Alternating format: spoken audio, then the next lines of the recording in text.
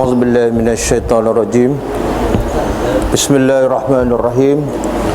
Alhamdulillahirabbil alamin, nahmaduhu wa nasta'inu wa nastaghfiruh. Wa na'udzu billahi min shururi anfusina wa min sayyiati a'malina. May yahdihillahu fala mudilla lahu wa may yudlil fala hadiya lahu. Asyhadu an la ilaha illallah wahdahu la syarika lahu wa asyhadu anna Muhammadan abduhu wa rasuluh. Subhanaka la ilma lana illa ma 'allamtana innaka antal alimul hakim. Allahumma alimna ma yanfa'una wanfa'na bima 'allamtana wa zidna ilma. Rabbi yassir wa la tu'assir, Rabbi tammi bil khair, amma ba'du. Firman Allah Subhanahu wa ta'ala dalam Al-Quranul Karim, A'udzu billahi minasyaitonir rajim. Hunafa'a lillah ghayra musyrikin bih.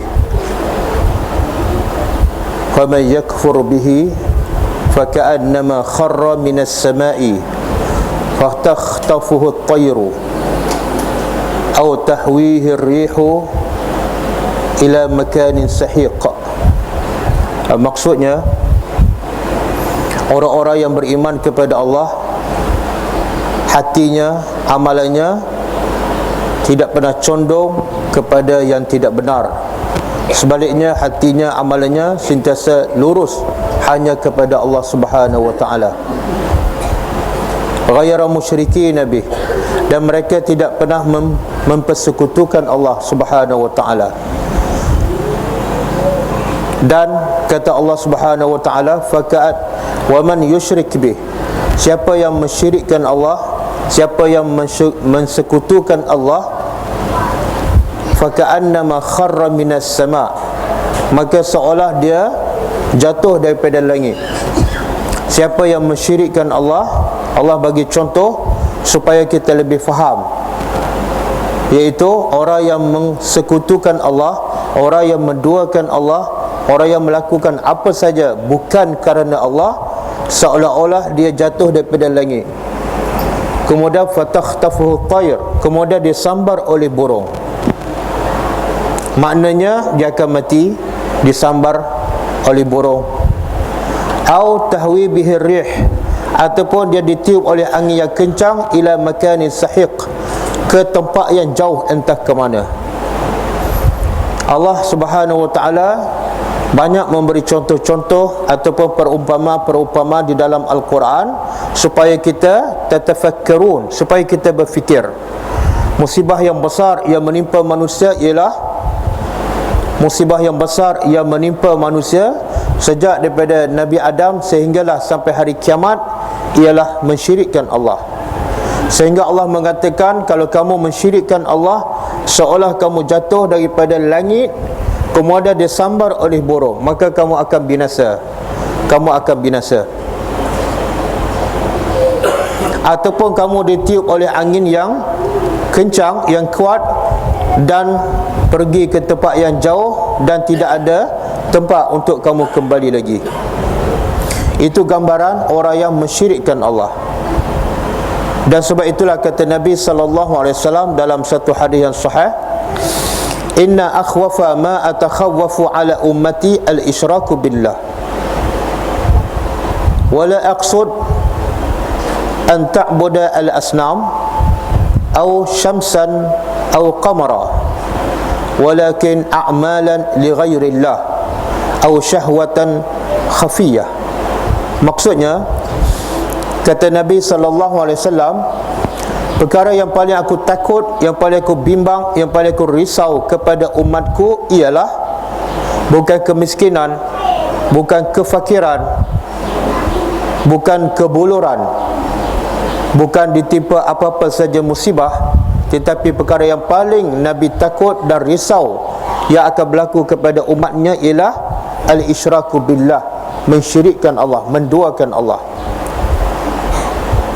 Kemudian kata Nabi, aku tidak maksudkan mensyirikkan Allah ialah kamu menyembah berhala, Dan aku tidak maksudkan kamu mensyirikkan Allah ialah kamu menyembah matahari ataupun kamu menyembah bulan. Itu tak mungkin berlaku pada kita. Tak mungkin orang Islam menyembah matahari ataupun bulan ataupun berhala. Tapi yang Nabi bimbang, yang Nabi risau, syirik dalam bentuk yang lain. Syirik dalam bentuk yang lain yang ramai manusia tidak sedar, yang ramai manusia tidak rasa itu adalah syirik kepada Allah. Apa dia? Kata Nabi SAW, a'malan li ghairillah.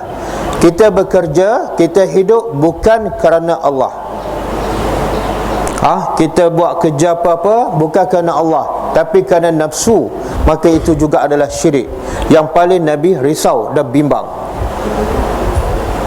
Kita berkahwin bukan kerana Allah, kita membina rumah bukan kerana Allah, kita beranak perak, kita mendidik anak bukan kerana Allah, maka kata Nabi itu adalah syirik kepada Allah yang paling Nabi risau. Sebab itulah daripada ayat yang saya baca dan daripada hadis yang saya baca menggambarkan bahawa musibah yang paling besar yang menimpa manusia ialah mensyirikkan Allah. Musibah yang menimpa manusia bukan masalah, bukan musibah sebenarnya. Sebab musibah yang menimpa manusia adalah ujian. Sebagaimana Allah sebut dalam Al-Quran, allazi khalaqal mauta wal hayata liyabluwakum ayyukum ahsanu amala. Allah telah menciptakan langit dan bumi. Allah telah menciptakan langit dan bumi. Allah menciptakan kehidupan dan kematian tidak lain tidak bukan hanya untuk menguji kamu, menguji kita semua, siapakah yang paling baik amalannya. Bukan Tuhan nak tengok siapa yang paling kaya, siapa yang paling tinggi jawatannya, siapa yang paling besar rumahnya, siapa yang paling mewah keretanya, siapa yang paling banyak barang kemasnya. Tidak. Allah ciptakan kehidupan dan kematian hanya semata-mata untuk melihat siapakah amalan solehnya paling baik. Solat kita macam mana, puasa kita macam mana, sedekah kita macam mana, bacaan Al-Quran kita macam mana. Itu yang Allah nak tengok. Bukan Allah nak tengok rumah kamu hanyut ataupun selamat. Allah bukan nak tengok kereta kamu rosak ataupun tak disebabkan banjir. Allah nak tengok setakat mana amalan kamu dalam apa keadaan sekalipun. Ketika datang musibah, ketika dalam keadaan kamu selamat daripada musibah, Allah nak tengok bagaimana amalan kita kepada Allah Subhanahu wa taala. Dalam keadaan tak banjir, kita solat. Dalam keadaan banjir, kita solat. Maka kita adalah orang yang beriman. Tapi dalam keadaan banjir, kita jaga solat, solat awal waktu. Tapi bila ada musibah, kita lewat solat. Allah bukan nak tengok air yang banjir, air yang melimpah. Allah bukan nak tengok rumah yang hilang, tapi Allah nak tengok kita tetap tak beriman kepada Allah Subhanahu wa ta'ala. Rumah hilang bukan masalah, sebab rumah itu memang sementara. Satu hari kita tetap akan meninggalkan rumah kita. Sekarang banjir, bila saya melihat kawasan tadi, sedih. Benda itu tak berlaku pada kita. Berat lagi mata melihat, berat lagi bahu memikul, kan? Saya tak rasa penderitaan pakcik-makcik, adik kakak semua. Saya tak rasa. Tempat saya di Kuala Lumpur, di Shah Alam tidak ada banjir. Rumah selamat. Tapi bila saya tengok suasana rumah hancur, rumah sengit, rumah hanyut, saya pun terbayarkan suasana hari kiamat. Suasana hari kiamat, apa yang kita akan hilang? Apa yang kita akan hilang? Sekarang tilam kita dihanyut banjir, kan? Ataupun kena lumpur, kita masih boleh basuh tilam kita, kan? Banyak tak tilam dijumur di luar rumah? Banyak tak? Selamat lagi tilam, kan? Tapi bila kita mati, apa yang kita bawa? Boleh tak kita masuk tilam dalam kubur? Ada dengar satu kisah. Kisah apa ni? Stokin koyak. Biasa dengar tak? Tak pernah, Oh, tak pernah. Ada seorang yang jutawan, seorang yang kaya, harta dia memang banyak sangat dan hidupnya sangat mewah. Tapi bila dia sakit, dia nazak nak mati, dia pesan pada anak-anaknya, wahai anak-anakku, bila aku mati, bila ayah meninggal, pakaikan stokin koyak itu pada ayah, untuk ayah masuk dalam kubur. Kenapa? Sebab stokin koyak itu ada nostalgia, ada kenangan, banyak sejarahnya dalam hidup ayah, stokin koyak tu. Okey, anak dia kata, baik ayah. Kemudian setelah ayah dia meninggal, anak-anaknya ambil stokin koyak tu dan pakaikan kepada mayat bapaknya. Maka imam yang mandi dan nak solat pada mayat bapaknya marah, dia tak setuju. Sebab hukum bila mayat tu setelah dimandikan, dikafarkan, tidak boleh dipakaikan apa saja pakaian kecuali kain kafan sahaja, kan? Anak berkeras, anak-anak ni berkeras juga. Dia kata, tak, ini wasiat bapak kami. Bapak kami pesan dan wasiat supaya kami pakaikan stokin koyak pada bapak kami. Ini wasiat, kami tak boleh abaikan. Ustaz kata, imam yang ada di situ berkata, tak boleh. Dari segi hukum agama, tak boleh mayat dipakaikan stokin, apatah lagi stokin koyak. Bergaduh, anak nak pakaikan juga. Imam, ustaz-ustaz tak benarkan. Akhirnya datanglah seorang peguam.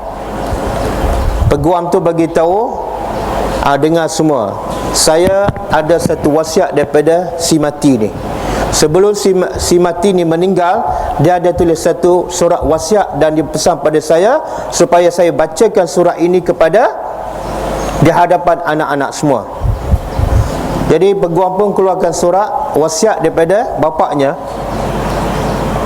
Maka bila dibaca, apa isi surat tersebut? Nak tahu tak? Kalau nak tahu, dengar. Maka peguam pun membacalah surat wasiat tersebut. Wahai anak-anakku, ayah memiliki harta yang sangat banyak. Ayah memiliki kemewahan yang sangat besar, kereta mewah, rumah besar. Tetapi bila ayah mati, satu harta pun ayah tak boleh bawa masuk dalam kubur. Sehingga kan stokin koyak pun tak dibenarkan bawa bersama ayah. Maknanya yang ayah kejar, yang ayah dapat hasil selama ayah hidup, harta yang bertimbul, rumah yang besar, kereta mewah, semuanya sia-sia. Bapak tak boleh bawa masuk dalam kubur. Stokin koyak pun tak boleh, maka yang harta yang besar lagi tak boleh. Maka ingatlah wahai anak-anakku, jangan kejar dunia sehingga kamu abaikan amal soleh yang kamu nak bawa di dalam kubur. Boleh? Jadi jangan kita sedih rumah kita hilang, tapi sedihlah bila kita tak solat, ataupun sedihlah bila kita solat lewat. Sebab yang bila kita masuk dalam kubur, Allah tanya tak, kenapa rumah kamu hanyut? Allah tanya tak? Siapa ada pengalaman masuk kubur? Tak ada, kan? Tapi kita boleh agak tak soalan memang dah bocor, soalan dalam kubur bocor tak? Bocor, kan? Apa soalan dia? Apa soalan dia? Man rabbuka. Apa makna dia? Siapa Tuhanmu? Lagi? Man nabiyuka. Siapa nabi kamu? Lagi? Wa ma imamuka. Siapa imam kamu? Lagi? Wa ma qiblatuka. Pak imam hafal soalan tu. Tapi yang hafal belum tentu dapat menjawab. Ada tak Pak Imam soalan kenapa rumah hanyut? Ada tak soalan? Tak ada. Jadi kalau tak ada soalan tu, jangan risau, jangan sedih rumah hanyut, jangan sedih. Tapi kita kena sedih pada bila kita tak solat. Sebab soalan-solat Tuhan akan tanya dalam kubur. Madinuka, apa agama kamu? Kalau kita tak solat, nak jawab apa? Agama Islam. Islam kena solat. Nabi bersabda, man taraka salata muta'ammidan faqad kafar. Siapa yang meninggalkan solat dengan sengaja, dia telah kafir. Dan dalam hadis lain Nabi kata, al-ahdu bainana wa bainal kufri wasyirki tarkus salat. Perbezaan antara kita orang Islam dengan orang kafir ialah tinggal solat. Orang kafir tak solat, orang Islam solat. Maknanya bila orang Islam tak solat, susah kita nak kata dia orang Islam. Sebab tanda orang Islam solat. Bila kita tak solat, Allah tanya dalam kubur, apa agama kamu? Kita boleh jawab tak? Boleh jawab tak? Tak boleh jawab. Jadi rumah hanyut tu Allah nak sedarkan kita, antara sebab Allah bagi ujian ialah Allah nak sedarkan kita tentang amal soleh yang tidak ada ataupun tak cukup. Kalau kita mati sekarang, malaikat maut datang sekarang, mana lebih menakutkan? Air banjir besar datang sampai melimpah sampai ke bumbung rumah kita dengan malaikat maut datang, mana lebih menakutkan? Kalau diberi pilihan, nak apa? Nak banjir ke nak malaikat maut? Ha? Nak apa ni? Pak Imam nak apa? Nak banjir ke nak malaikat maut datang? Nak malaikat maut datang. Dah cukup amalan dah. Subhanallah. Kan? Yang paling menakutkan bukan banjir, tapi malaikat maut datang. Cuba bayangkan, sekarang banjir kan, rumah-rumah ramai yang hanyut, tapi saya tengok tuan-tuan muslimat semua muka happy je, senyum, tak ada masalah. Tapi kalau malaikat maut datang, boleh tak muka senyum macam ni? Boleh tak? Subhanallah. Sebab itulah takutlah pada mati. Dan Nabi bersabda, Al-Kaisu, orang yang paling cerdik, orang yang paling berakal waras. Siapa? Siapa paling cerdik? Ha? Siapa paling cerdik? Ustaz, saya bagi jawapan objektif. Pertama, Perdana Menteri. Yang kedua, PM, pengurusi masjid.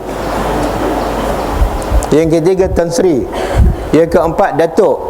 Yang kelima, orang kaya. Yang keenam, orang miskin. Yang ketujuh ialah orang yang paling banyak ingat mati. Siapa yang paling cerdik? Paling banyak ingat mati. Okey, adik kakak semua, muslimin muslimat, hari ni saja berapa kali ingat mati? Makcik ingat mati berapa kali? Nampak senyum je, macam mana ingat mati? Hari-hari. Mana lebih banyak, ingat mati dengan ingat nak makan? Mana lebih banyak? Oh, ingat mati lagi. Sepatut kalau ingat mati lebih banyak, tak lalu makan tu. Tapi lalu makan tak? Oh, lalu. Subhanallah. Nabi kata orang yang paling berakal, orang yang paling cerdik, bukan orang duduk Kuala Lumpur, bukan orang duduk banglo besar, tak.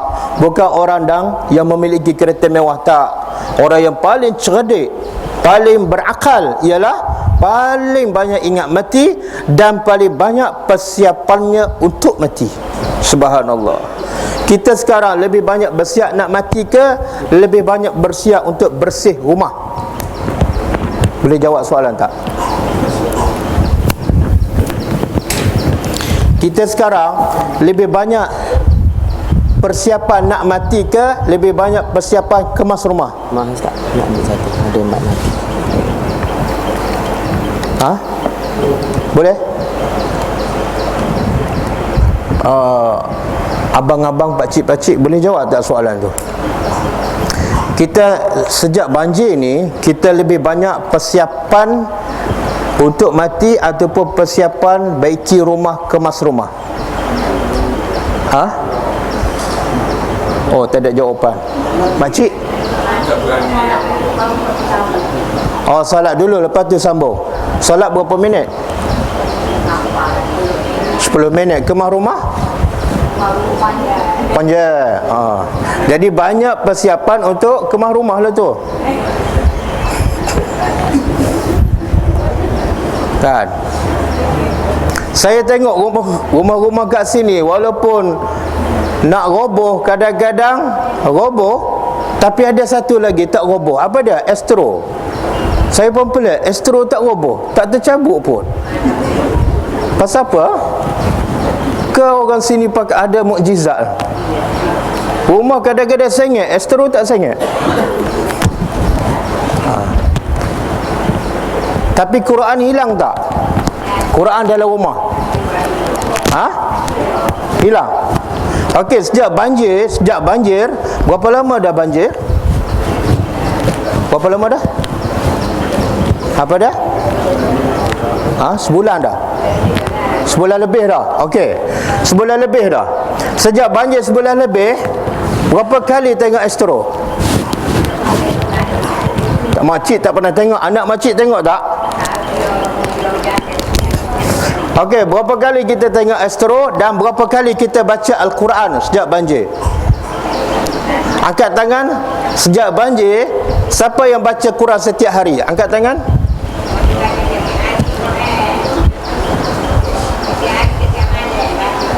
Oh, makcik. Makcik umur berapa makcik? 60 lebih. Patutlah baca setiap hari. Yang muda-muda ni tak baca. Yang muda-muda ni sejak banjir tengok tak TV? Tengok setiap hari. Subhanallah. TV lakonan manusia kita tengok, tapi Al-Quran, kitab Allah kita tak tengok ni. Tuhan sebut apa dalam Quran? Masing-masing dapat kan? Ini tujuan saya datang kat sini. Saya tim pasukan Ghulamud Dakwah. Kerja Ghulamud Dakwah. Ghulamud Dakwah ialah budak.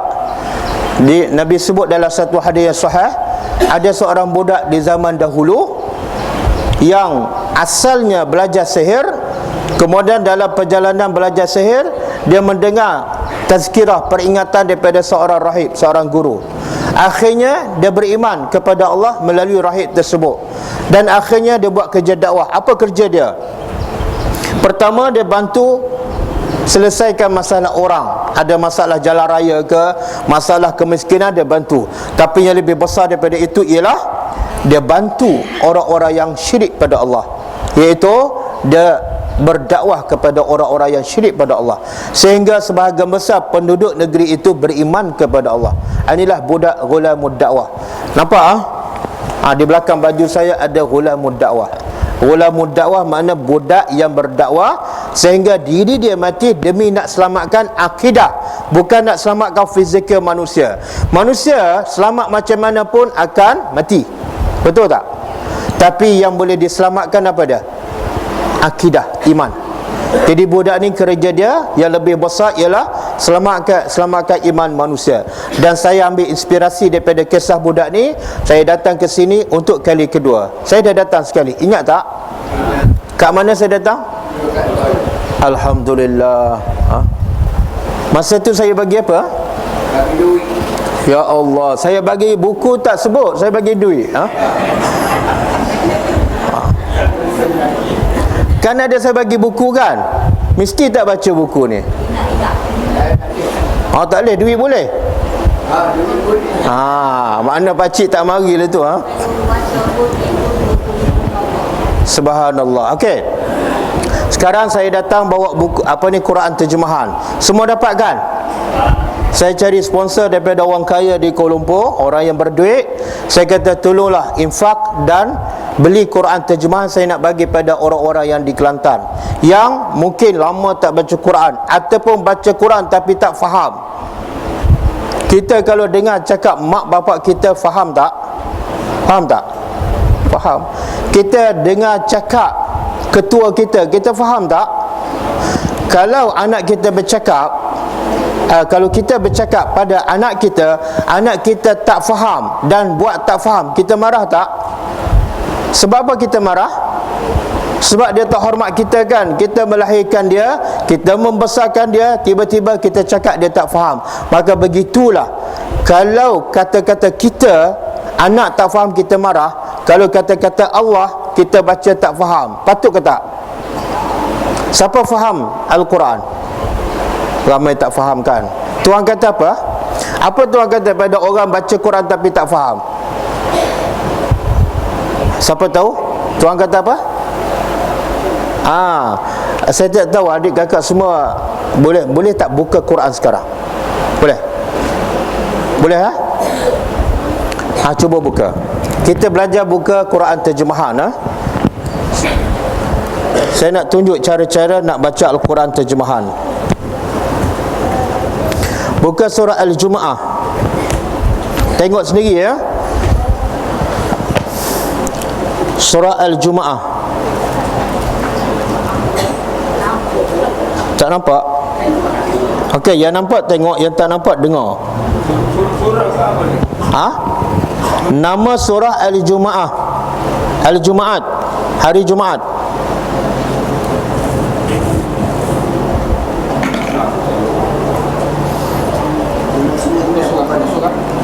Okey, muka surat dia 599. Terima kasih Tok Iman.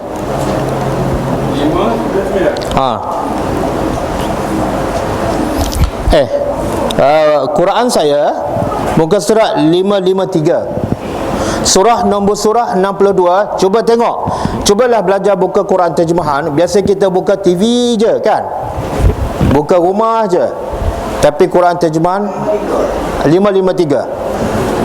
Siapa yang tak ada Quran bagi tahu. Saya nak bagi, biar ada seorang satu. Setiap rumah mesti ada Quran terjemahan. 553. Ya, muka surat 553. Surah nombor surah 62. Nama surah Al-Jumu'ah. Pakcik ada Quran? Ada? Cuba buka. Tengok, jumpa? Ya, surah Jumaat. Ayat yang kelima. Muka surat 553 ayat yang kelima.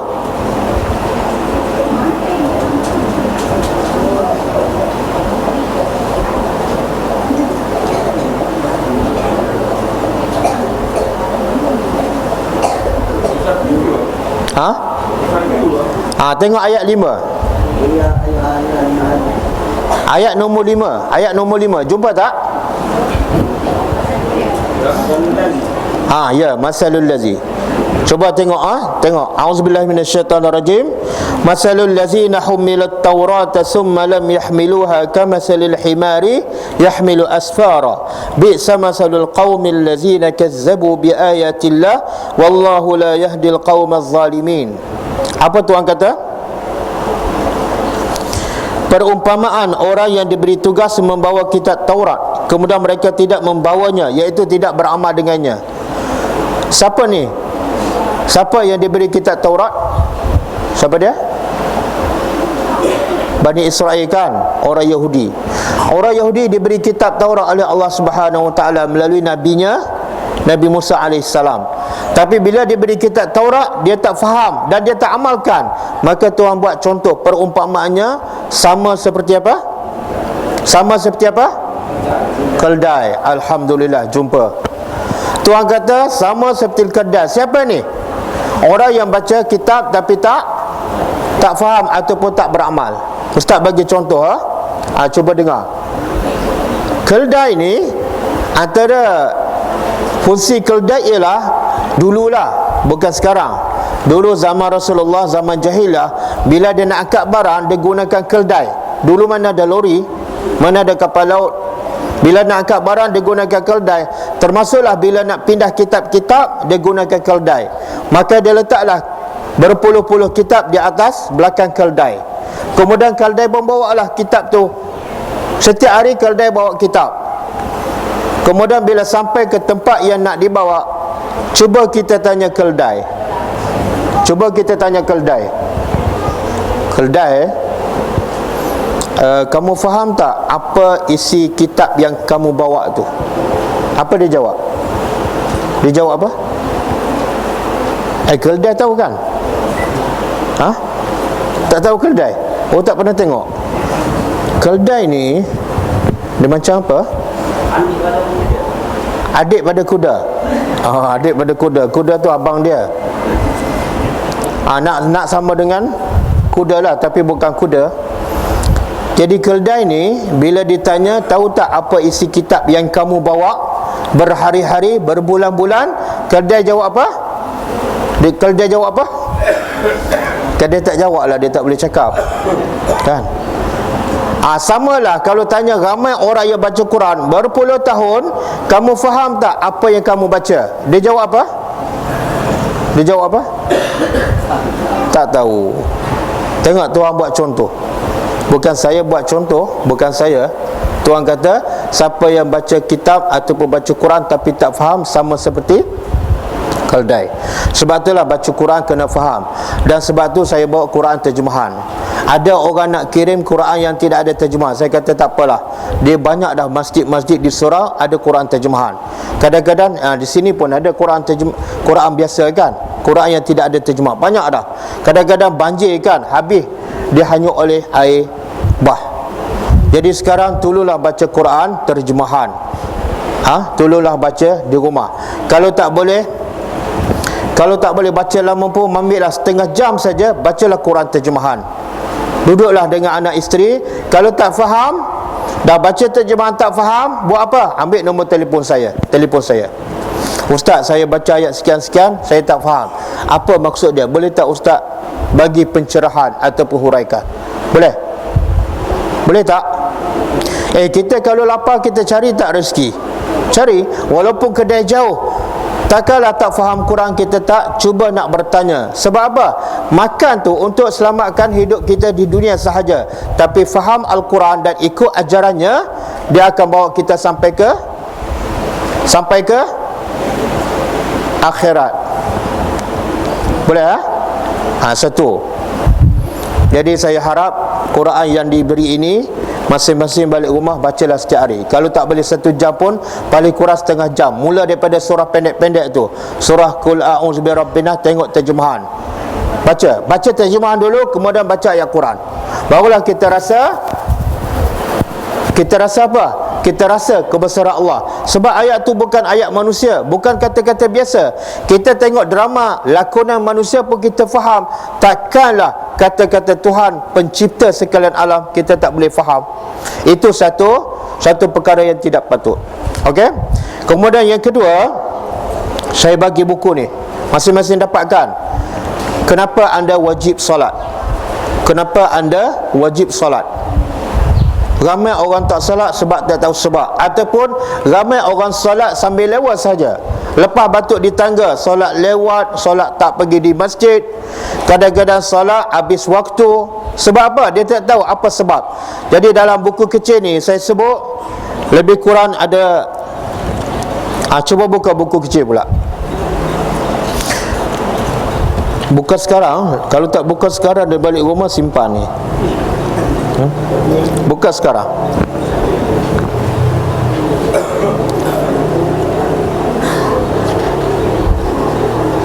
Saya bagi 13 sebab kenapa kena solat. Antaranya nombor 1. Cuba tengok muka surat 1 dan nombor 1. Kenapa anda wajib solat? Kalau saya tanya kenapa anda wajib makan, boleh jawab tak? Boleh jawab. Apa jawapan dia? Sebab nak hidup, kan? Maka kenapa pula anda wajib solat? Jawapannya apa dia? Solat adalah rukun Islam. Rukun ni kalau tak buat tak sah. Contoh kita pergi haji, kan? Kita pergi haji, kita tak wukuf di Arafah. Apa hukum haji kita? Tak sah, batal, kan? Maka begitu juga bila kita tak solat, Islam kita tak sah. Kalau kita solat tapi tak baca Fatihah, sah tak solat kita? Tak sah, batal. Maka sama juga kalau tak solat, batal Islam kita. Kecil ke besar tinggal solat? Besar. Dan solat juga adalah tiang agama. Apa makna tiang agama? Dia banyak rumah roboh ni sebab apa? Sebab apa? Sebab tiang dia ada roboh, kan? Kalau tiang roboh, rumah pun akan roboh. Maka begitu juga bila kita tak solat, agama kita telah roboh. Bila agama roboh, untuk apa lagi kita hidup? Untuk apa lagi kita hidup? Boleh? Kemudian contoh lagi, saya bagi muka surat 8. Cuba buka muka surat 8. Jenis manusia di dalam solat. Jenis manusia di dalam solat. Pertama, ahli neraka. Apa ni? Siapa tak solat, dia akan menjadi ahli neraka. Tuhan sebut dalam Quran, dalam surah Mudassir ayat 42 hingga 43. Kata penghuni syurga kepada penghuni neraka. Dalam neraka nanti, ahli neraka bercakap dengan ahli syurga. Ahli syurga tanya ahli neraka, apa soalan dia? Apa soalan dia? Apakah yang menyebabkan kamu disumbat ke dalam neraka Saqar? Ahli syurga tanya ahli neraka, pasal apa kamu masuk neraka ni? Maka jawab ahli neraka apa dia? Dia jawab tak? Sebab rumah aku hanyut. Tak. Sebab kereta aku dah rusak. Tak. Sebabnya ialah kerana dulu aku tak solat. Mana lebih besar musibah? masuk neraka sakar dengan banjir dan rumah hilang. Mana lebih besar musibah? Lebih besar musibah ialah tak solat. Jadi jangan kita sedih sebab banjir, sebab rumah rosak, sebab rumah hanyut. Tapi sedihlah bila kita tak solat ataupun kita solat lambat. Sebab apa? Rumah banjir bukan sebab kita masuk neraka, tapi tak solat sebab kita masuk neraka, dan mungkin kita kekal dalam neraka. Lebih baik hilang rumah kita solat daripada rumah tak hilang tapi tak solat. Boleh? Boleh Ini buku yang pertama, kenapa anda wajib solat. Dan dalam buku ni saya sebut juga amalan solat sunat. Ramai kita tak buat solat sunat, kan? Betul tak? Makcik buat solat apa? 5 waktu je. Ada tak buat solat sunat subuh? Ada. Solat sunat subuh iaitu bila masuk waktu subuh kita solat sunat 2 rakaat. Tahu tak apa kelebihan solat sunat subuh 2 rakaat? Tahu tak kelebihan? Apa dia?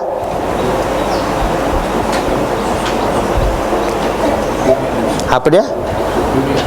Subhanallah. Orang Kapur Lebih tak jawab, orang Kuala Lumpur jawab. Apa kelebihan salat sunat subuh?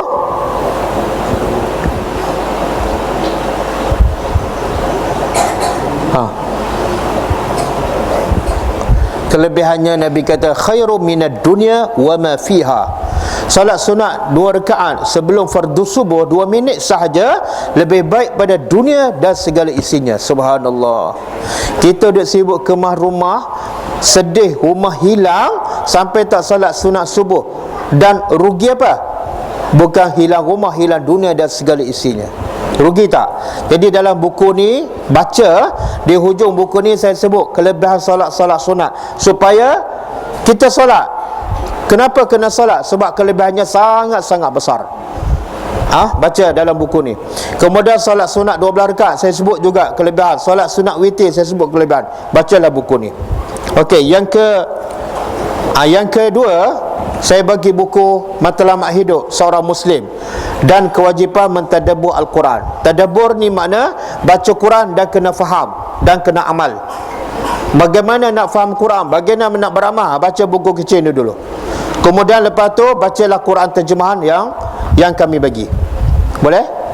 Dan buku ketiga ialah musibah. Semua dapat kan? Musibah adalah nikmat kerana ia adalah rawatan ilahi. Dan dalam buku ninja saya masukkan doa-doa dan serta zikir-zikir bila kita ditimpa musibah. Contoh Nabi sallallahu alaihi wasallam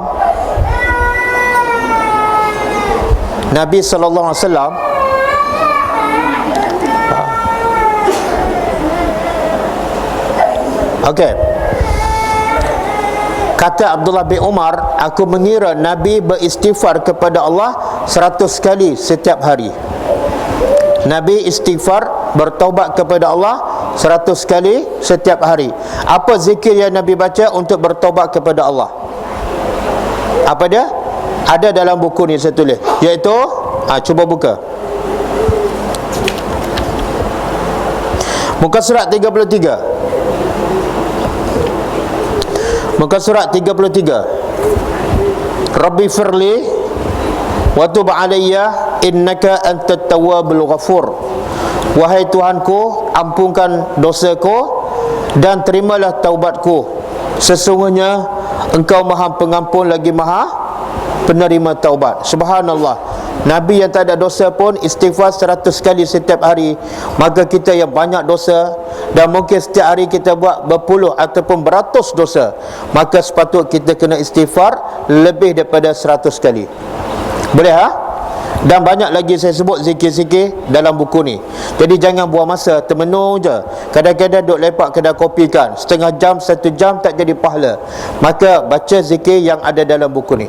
Subhanallah wa bihamdihi subhanallahil azim. Subhanallah walhamdulillah wala ilaha illallah wallahu akbar. Semua saya sebut dalam buku ni dan kelebihannya sekali. Okey?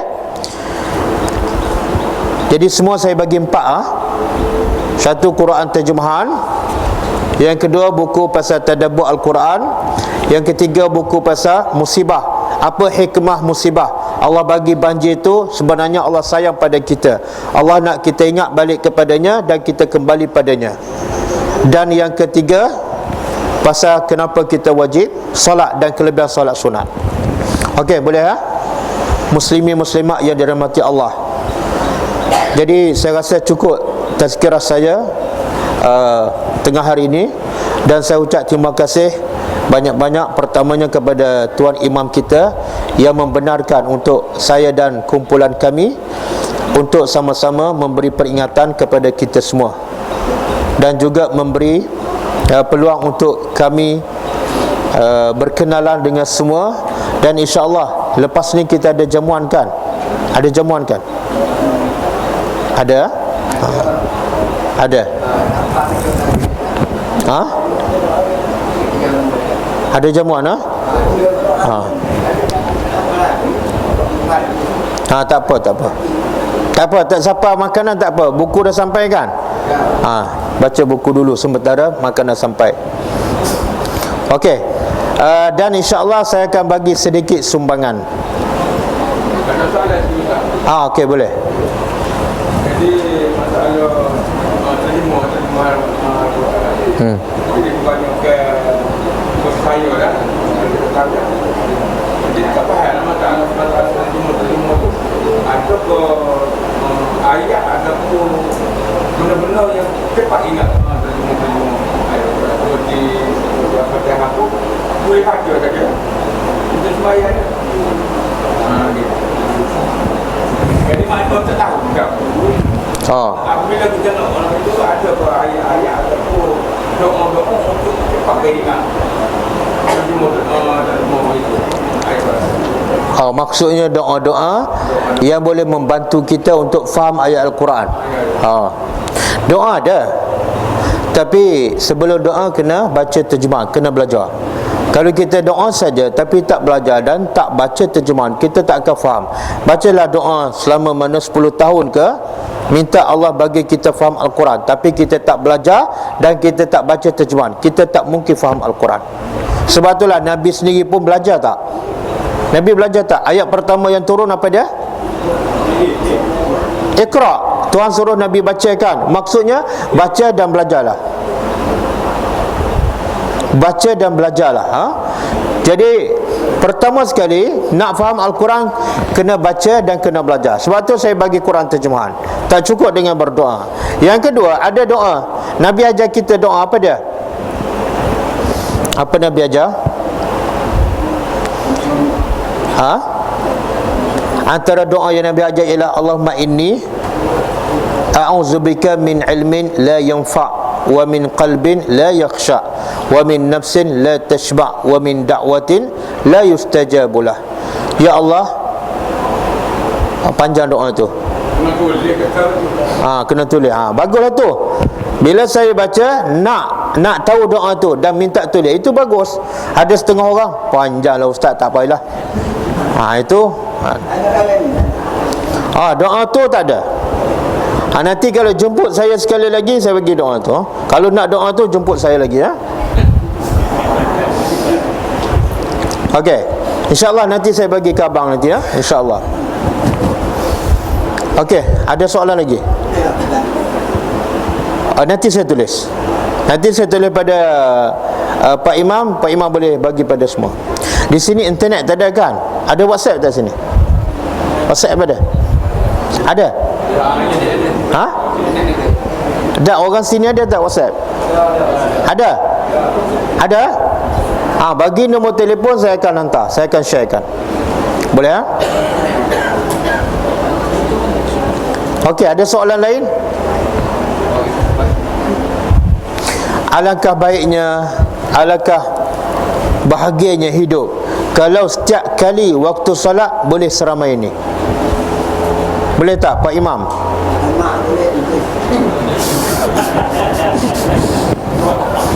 Tak, kalau Pak Imam solat Zuhur, solat Asar, solat Maghrib, solat Isya boleh seramai ni, seronok tak Pak Imam? Seronok, saya pun seronok. Dan sebenarnya bila kita datang solat ramai-ramai, siapa yang untung? Pak imam ke kita sendiri? Kita sendiri. Dan bila kita tak datang solat di masjid, siapa yang rugi? Pak imam ke kita sendiri? Kita. Kita kalau makan lewat, rugi tak? Rugi tak? Kalau makan lewat, rugi tak? Rugi. Solat lewat? Solat lewat rugi ke tak? Rugi juga. Tapi yang mana awal? Makan ke solat? Makan dulu.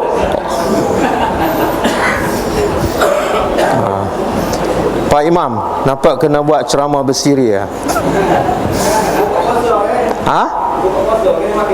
Buka puasa apa? Bukan bulan Ramadan ni. Rajin pula dia puasa. Okey. Subhanallah. Sekarang pukul berapa dah?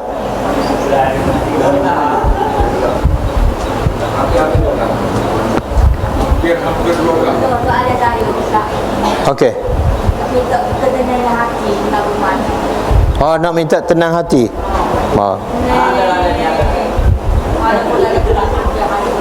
Sekarang kak tak tenang.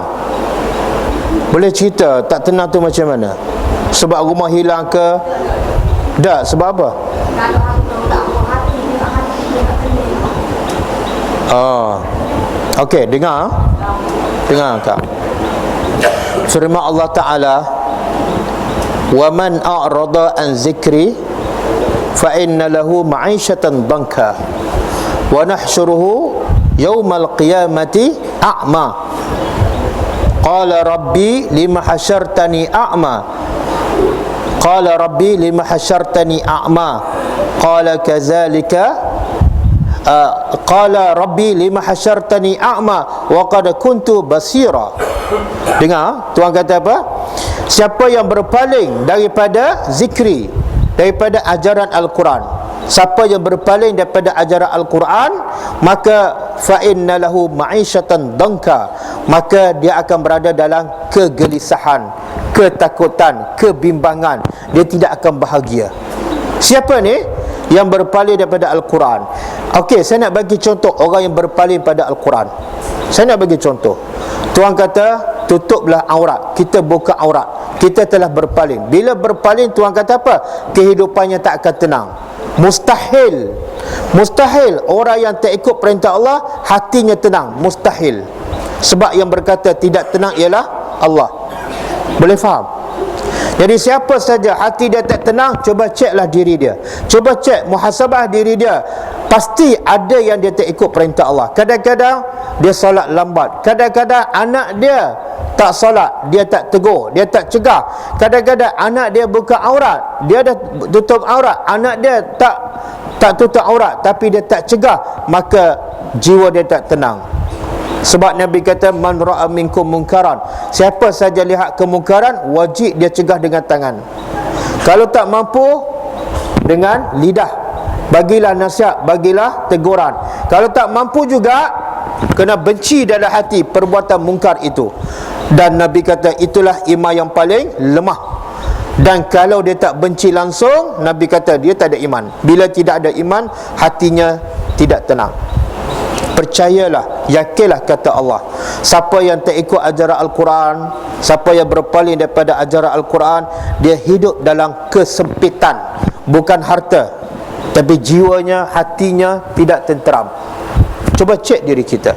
Kadang-kadang kita solat lambat, kadang-kadang kita solat tak khusyuk, fikiran melayang je. Kadang-kadang anak kita buat salah, kita tak tegur. Sama.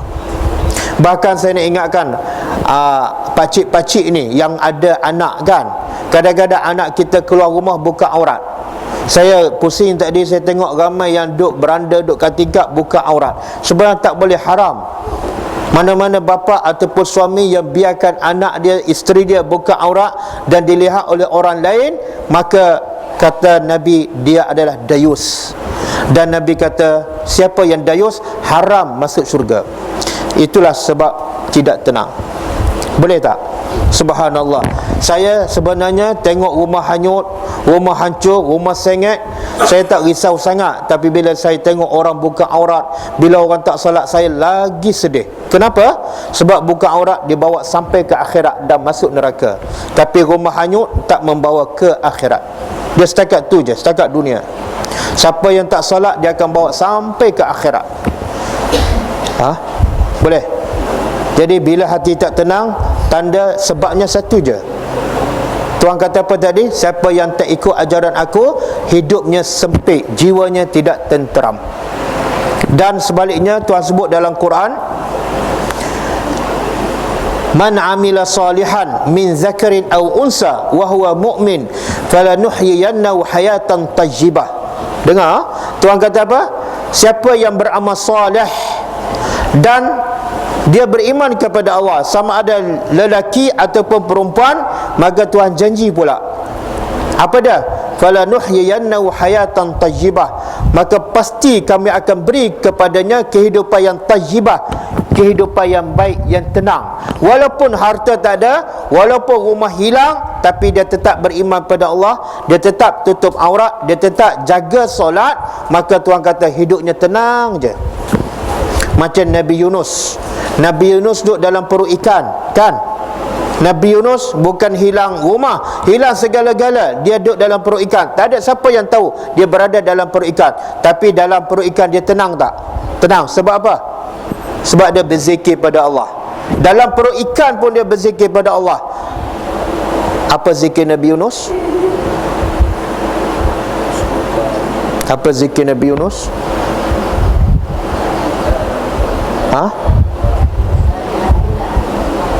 La ilaha illa anta subhanaka inni kuntu minaz zalimin. Tengok orang jiwa yang tenang.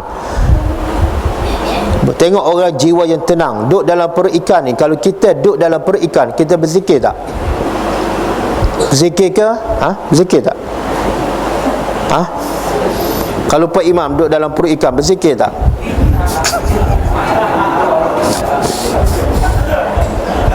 Susah nak jawab kan?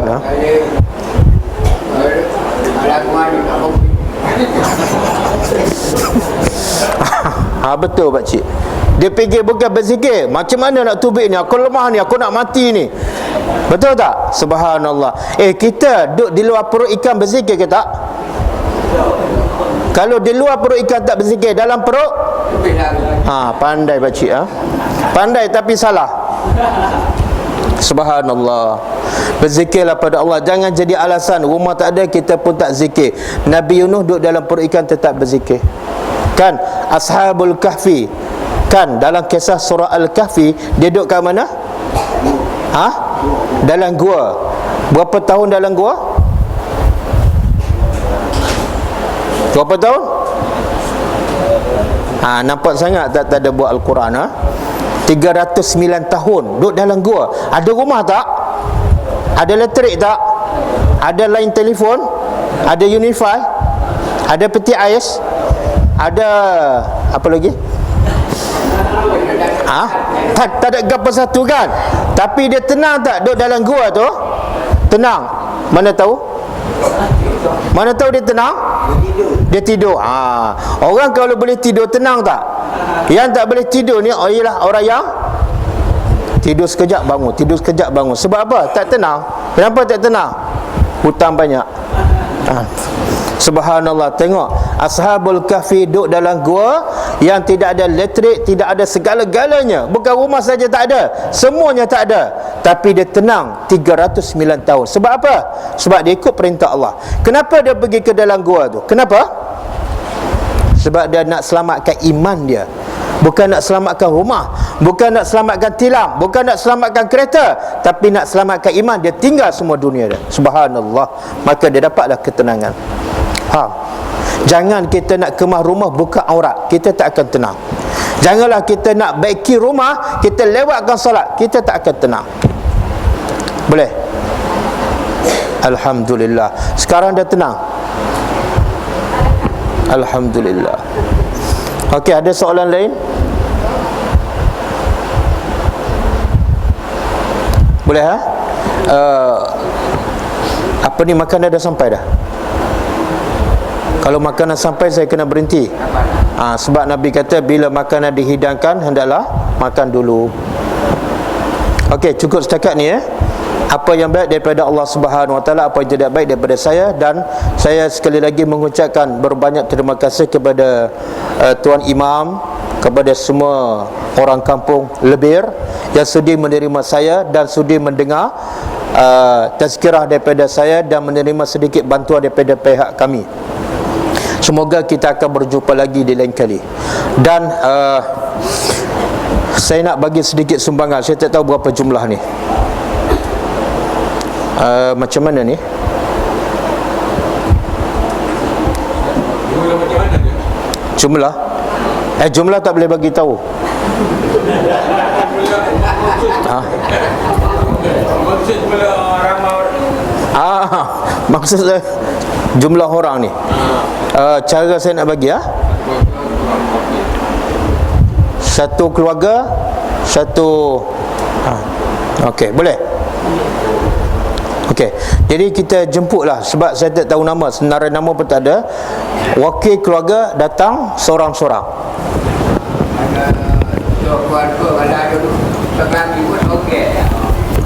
Yang isteri dua pun kira seorang juga.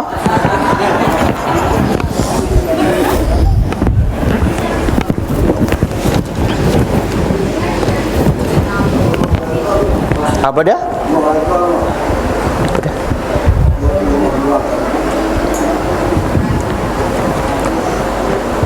Okey. Boleh?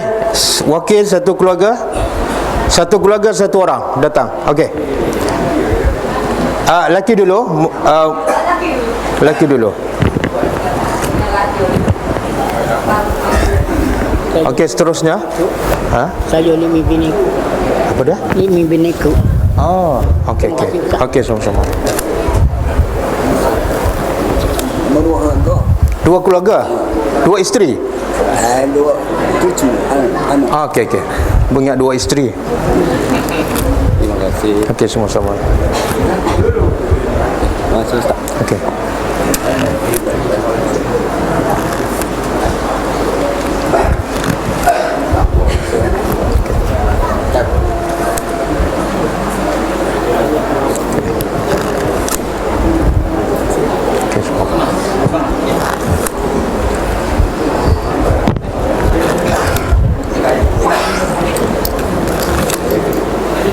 Ingat doa orang dulu. InsyaAllah, insyaAllah.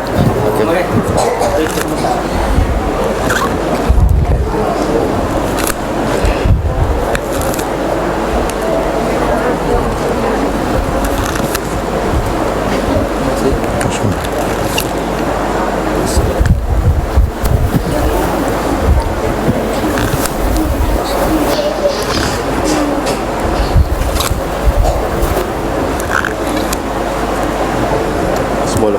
Okey.